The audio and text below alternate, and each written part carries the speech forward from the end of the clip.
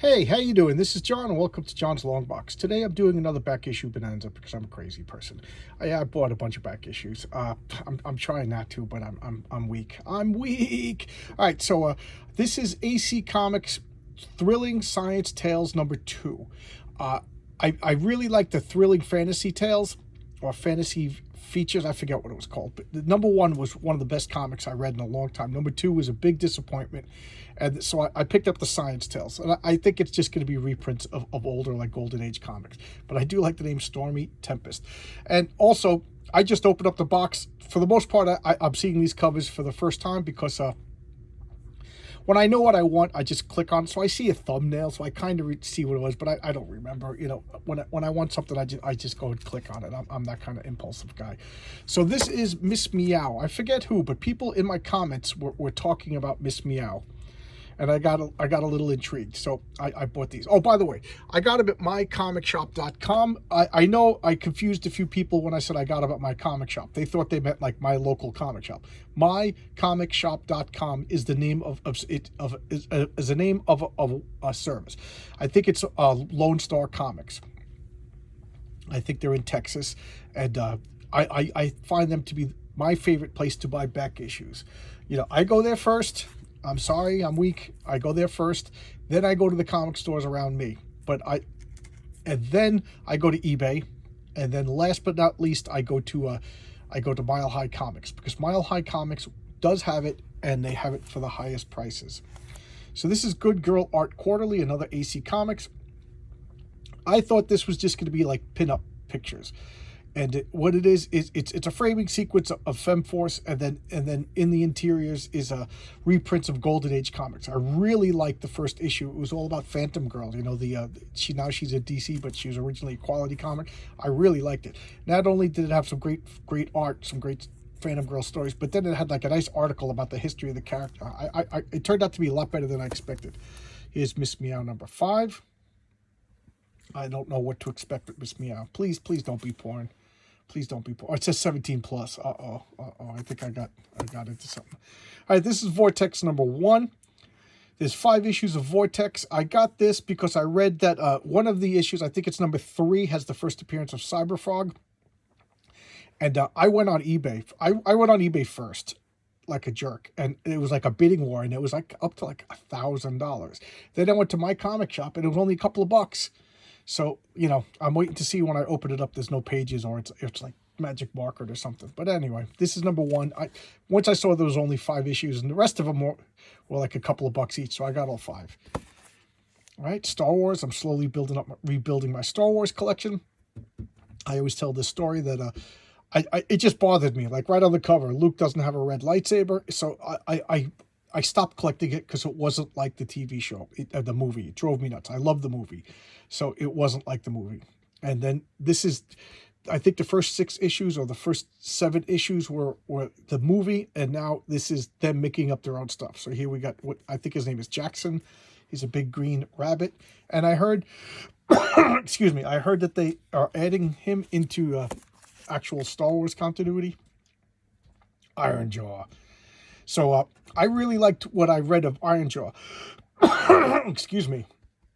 Iron Jaw was an Atlas comic, but it was in the Barbarian Tales, I think it was. And it was an anthology with 2 different characters. And he turned out to be pretty good, so they gave him his own series. Looks like he has like shaving cream on his face, but he literally has an iron jaw. And then this is the last one I can fit on the lip, and I'll clear the lip. This is JLX Unleashed, Amalgam Comics. Amalgam Comics, for those of you who do not know, was like a little temporary company within, you know, Marvel and DC smushed their comics together, and they made just like a 2-company crossover. It lasted for like a year or so, and what they did was they would make a amalgamation. So this is Night Creeper. So it's a mix of Nightcrawler and the Creeper. This is, I think her name is Wonderstorm, which is a pretty cool name. It's Wonder Woman and Storm mixed together. And I forget what, like Martian X or something like that is his name, or, you know, Professor Martian, I don't know. But then there's Storm, who's normal, you know, and I think Iceman is normal. I don't know. I forget. But this is the JLX. So it's the Justice League and the X-Men mushed together. And it's written by Christopher Priest. I would be remiss in my comic book duties if I didn't tell you that Christopher Priest was originally, his real name is Jim Owsley. He became a priest and he changed his name to Christopher Priest. Not a Roman Catholic priest, obviously. I don't know what denominational priest, but and then he kept on writing. He's a professionally still active now. The last I know, he's writing Vampirella because Marvel offered him, I think, Blade, and he was just like, why am I only being offered black characters? Because just because I'm a black guy doesn't mean I can only write black characters. So he took Vampirella because it was just something different, and he just said, I want to be known as a writer, not the black writer. So there you go. Anyway, he after all said and done, he did write, I think, the most memorial Black Panther run of all time. And here's Iron Jaw number 1. Great cover, very, very reminiscent of Frazetta's Conan. So let's clear the lip, and okay. So now we got Cyberfrog commemorative edition. So I think this is like the 10th anniversary issues of Cyberfrog. I don't know why I'm on a Cyberfrog kick. Pretty good cover. Cybernary. To be honest, I don't. Okay. Steve Gerber wrote it. Fan of his. He created Howard the Duck. I hope this is good. I'm not a big fan of these early Image comics, but with a writer like Steve Gerber, it should be pretty good. Cybernary 3. Please be good. I just got burnt with Prophet. I bought like everything by Prophet, and it just stunk to high heavens. Yeah, right. Okay, here we got thrilling science fiction. I think this is AC Comics. Great cover, even if this edited by Bill Black. He does AC Comics. Look at that, great cover. So this is going to be an anthology of science fiction. And here's number 1.